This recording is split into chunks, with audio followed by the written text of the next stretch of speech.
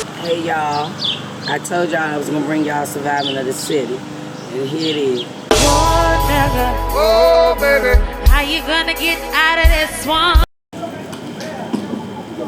Alright, so we're gonna continue this for Teddy Ruffin for my father, right?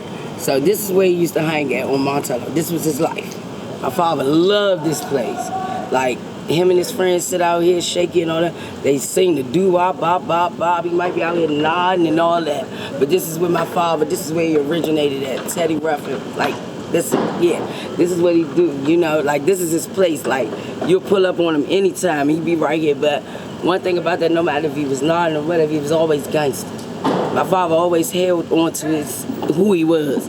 And to say all that is to say that my father embedded in us, me and my sisters, you know, to go for what you want.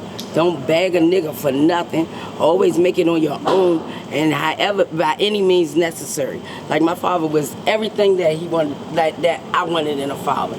Nobody could tell me nothing about my father. I don't give a fuck.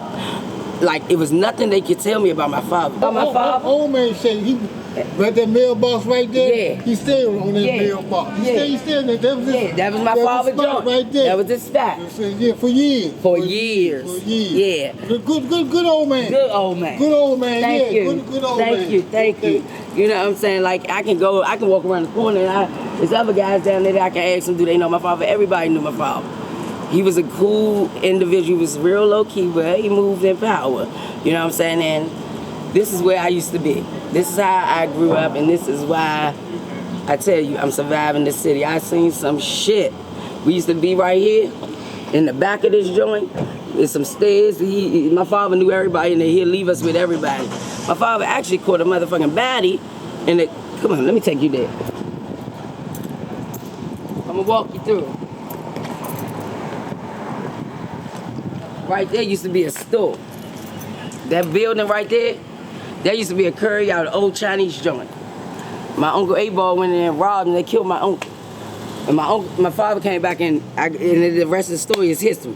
And that's some true stories. Like my Uncle Roy, may he rest in peace. That was my father protege, like, you know, like my father's godson. He was a good man to my family. He took care of us. And, you know, like, that was back in the Rayful Edmond days and all that, but never saying less. But Uncle Roy, rest in peace, he took care of my father. He took care of my father's family.